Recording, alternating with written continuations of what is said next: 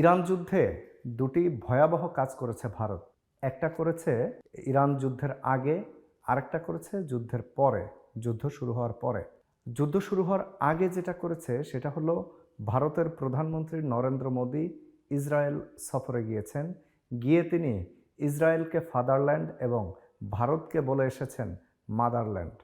অর্থাৎ ভারতের মতো বৃহত্তম গণতন্ত্রের একটা দেশকে একটা গণহত্যাকারী, ইসরায়েলের মতো একটা গণহত্যাকারী দেশের সাথে তুলনা করে এসেছেন ফাদারল্যান্ড এবং মাদারল্যান্ড হিসেবে। ফাদারল্যান্ড এবং মাদারল্যান্ড হিসেবে যে কেউ তার দেশকে অন্য দেশের সাথে তুলনা করতেই পারেন, যদিও এই বিষয়টি নিয়ে ভারতের মধ্যেই তুমুল প্রতিক্রিয়ার সৃষ্টি হয়েছে।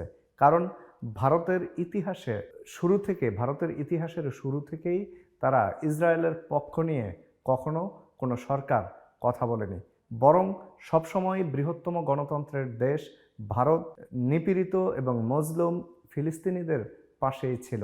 কিন্তু নরেন্দ্র মোদীর সরকার আসার পর সেই অবস্থান থেকে সরে এসেছে ভারত। আরেকটা কাজ করেছে ভারত, সেটা যুদ্ধ শুরু হওয়ার পরে। এই কাজটি আসলে বেশি ভয়াবহ। ইরানের সামরিক যুদ্ধজাহাজকে সামরিক মহড়ার জন্য ভারতে ডেকে আনা হয়েছে, যদিও এটা পূর্ব নির্ধারিত ছিল। এ ধরনের সামরিক মহড়াগুলোতে সাধারণত নিরস্ত্র অবস্থায় যুদ্ধজাহাজগুলো এবং নাবিকরা অংশ নিয়ে থাকে। কিন্তু ইরান ভারতের ডাকে এখানে এসেছে এবং ওই সামরিক মহড়ায় অংশগ্রহণ করেছে। কিন্তু সামরিক মহড়ায় অংশগ্রহণ করে ইরানে ফেরার পথে যে ঘটনাটি হয়েছে, যে আমেরিকা এই নিরস্ত্র যুদ্ধজাহাজ এবং নাবিকদের উপরে আক্রমণ করেছে, আঘাত করেছে, এবং সেই আঘাতের কারণে 100-র বেশি নাবিক মৃত্যুবরণ করেছে। অথচ ভারত এই ব্যাপারে কোনো প্রতিক্রিয়া জানায়নি যে তার অতিথি তার ডাকে এসে নিরস্ত্র সামরিক মহড়ায়, এবং সেখানে আমেরিকাও অংশগ্রহণ করেছে, যদিও তাদের যুদ্ধজাহাজ শেষ মুহূর্তে আসেনি, কিন্তু তাদের নাবিকরা বা তাদের সামরিক অফিসিয়ালরা সেখানে এসেছিল।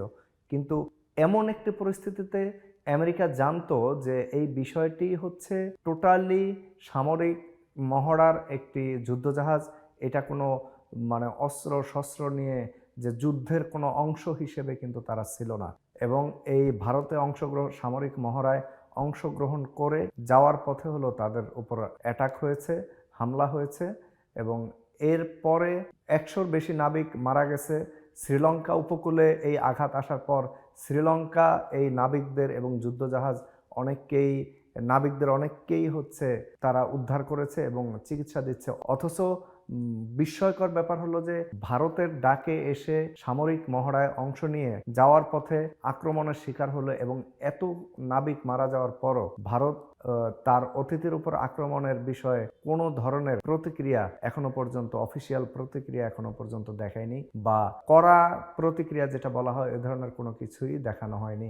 এই বিষয়টি নিয়ে ইতোমধ্যে ভারতের মধ্যেই বিভিন্ন ধরনের মিশ্র প্রতিক্রিয়া শুরু হয়েছে, এবং সেখানকার বিবেকবান মানুষরা এর বিরোধিতা করছেন এবং অবাক হচ্ছেন যে ভারত তাদের অতিথির উপরে আক্রমণ হওয়ার পরেও কড়া কোনো প্রতিক্রিয়া বা ওই ধরনের কোনো প্রতিক্রিয়া জানায়নি, যেটা ভারতের ইতিহাস এবং ঐতিহ্যের সঙ্গে গণতান্ত্রিক, ভারতকে বলা হয় বিশ্বের বৃহত্তম গণতন্ত্রের দেশ, সেখানে তার অতিথির উপর এ ধরনের আক্রমণ হওয়ার পরও কোনো ধরনের প্রতিক্রিয়া না দেখানো আসলে ভারতের যেই ঐতিহ্য এবং ভারতের যে